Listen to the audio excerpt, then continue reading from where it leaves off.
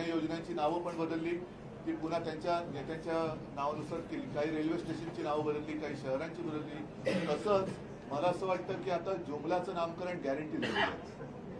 पूर्वी ज्याला आपण जुमला म्हणायचो त्याला आता यांनी गॅरंटी असं नामकरण केलेलं आहे. तर ह्या जुमलेबाज गॅरंटीच्या विरुद्ध जनता मला नाही वाटत पाठी जाईल. आणि तुम्हाला खरंच मनापासून धन्यवाद देतो, कारण तुम्ही आज इकडे आलात. हा काही साधा प्रवास नव्हता. तुम्हाला सुषमाताईला मी आधी सांगत होतो की सुषमाताई तुम्ही पायी वगैरे चालू नका, जा सभा घ्या, पण ते झोपड्यानंतर काढले की आता नाही तर तिकडे लोक परत राहिले. आणि नाही, तुमच्या झोपड्यांची पुन्हा जाहिरात व्हायची प्रधानमंत्री आवास योजना. सुषमाताई को घर दिया की नाही दिया. तर ही वस्तुस्थिती तुम्ही केली आणि त्यांना त्या लोकांना धीर दिला. नाहीतर असहाय्य लोक आहेत, त्यांच्या सहनशीलतेचा अंत होण्यापूर्वी त्यांना आपल्यासाठी लढणारा कोणतरी आहे हा विश्वास तुम्ही दिला, त्याच्याबद्दल तुम्हाला खरंच मनापासून धन्यवाद देतो. आणि मला खात्री आहे हा सगळा प्रवास हा केवळ तुमचा नाहीये, तर आपल्या भारतीय लोकशाहीचा प्रवास आहे. की लोकशाही कोणत्या दिशेने चाललेली आहे, लोक काय म्हणतायत आणि प्रत्यक्षात काय होते. तर हा प्रवास फुकट तर नक्की जाणार नाही. आणि ज्या ज्या गोष्टी तुम्ही अनुभवल्या त्याच्याबद्दल मला एक तुम्ही माझं तर म्हणणे की एकदा तुम्हाला वेळ देऊन तुम्ही चांगलं ते जिल्ह्याप्रमाणे टिपण करून द्या. साधारणतः मी तिथल्याच जाईन मी, कारण मी ते जाहीर सभेत विचारतो की आपण केलेली कर्जमुक्ती शेतकऱ्यांना विचारतो तुम्हाला मिळाली की नाही, संकटाच्या काळामध्ये केलेली मदत तुम्हाला मिळाली की नाही, कारण मी खुल्ला विचारतो. तर ते सगळेजण सांगतात. आणि नंतर आता आजच सकाळी मी बघितलं नितीन देशमुख पण आपले एक यात्रा करतात अकोल्यामध्ये. त्यांच्या सभेत एका शेतकऱ्यांनी ओरडून सांगितलं की आपल्या यात्रेमुळे आम्हाला अमुक मिळालं. तर ह्या यात्रा आणि जनतेचा रेटा हा खूप मोठा असतो.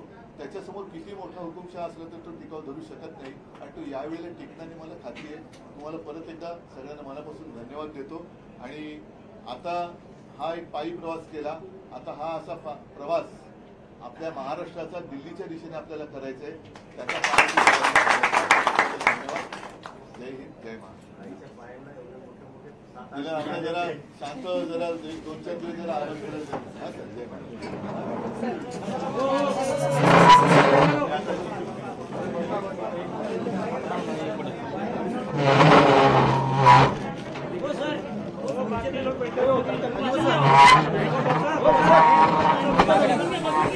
महाराष्ट्राचा प्रश्न आणि त्यानंतर इगतपुरी, नाशिक, कसारा, भिवंडी इथले धरण पण त्यांना प्यायला पाणी नाही, खडवली ब्रिजचा प्रश्न आहे.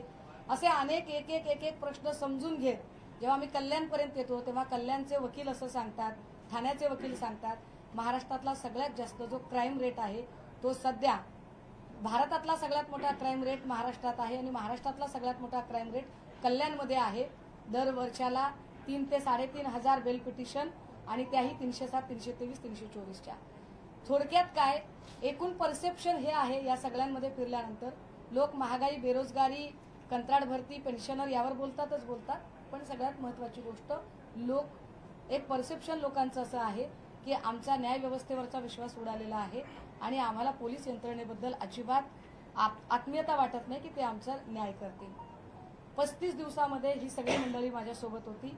याच्यामध्ये महेश पाटील सातारा, संभाजीनगर, जयेश वाणी जे अकोल्याला युवा विस्तारक आहेत, शंकर मिटकरी सांगोला सोलापूर, अंबाजोगाई तालुका प्रमुख बालासाहेब शेख, केज तालुका प्रमुख अशोक जाधव जिल्हा प्रमुख, रत्नाकर शिंदे शहर प्रमुख, राजेश विभूते हे सगळी मंडळी सोबत होती. ही सगळी मुलं सिक्युरिटीची कामं करणारी जी युवा सेनेची आहेत, ज्यांनी सगळी काळजी घेतली. आणि बाहेर अजून खूप लोक आहेत की जे त्या ठिकाणी आम्हाला सिक्युरिटी आणि त्या ठिकाणच्या सगळ्या व्यवस्था पुरवत होते.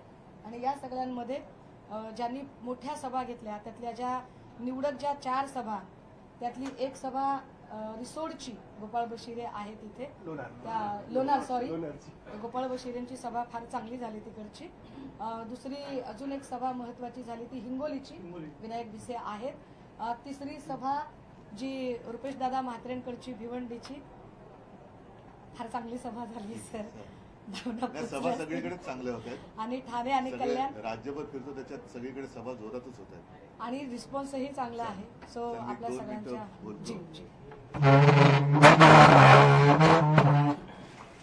पहिलं तुम्हाला सगळ्यांना धन्यवाद देतो आणि सुषमाताई तुम्हाला खास धन्यवाद. अस्मिताताई तुम्हाला पण धन्यवाद. कारण तुम्ही ज्याला आपण एक शब्द आहे तो शब्द नुसतं बोलण्यापुरता असतो, करण्यासाठी कोणीच त्याच्यात जात नाही. तो म्हणजे तळागाळातला कार्यकर्ता, तळागाळातला नागरिक, शेवटचा माणूस. त्या शेवटच्या माणसापर्यंत नुसत्या घोषणा पोहोचतात, राज्यकर्ते पोहोचत नाहीत. आणि तुम्ही तिथूनच सुरुवात केली.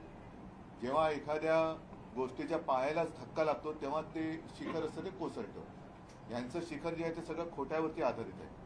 आणि तुम्ही एकूण सुषमाताई, मी तुम्हाला मध्ये थोडंसं थोडक्यात घ्यायला सांगितलं कारण परत प्रेसची त्यांच्या वेळेची मर्यादा आहे. एकदा आपण व्यवस्थित सगळं आपल्या कार्यकर्त्यांचं पण शिबिर घेऊन या सगळ्या गोष्टी सांगू, कारण या जनतेपर्यंत पोहोचल्या पाहिजेत.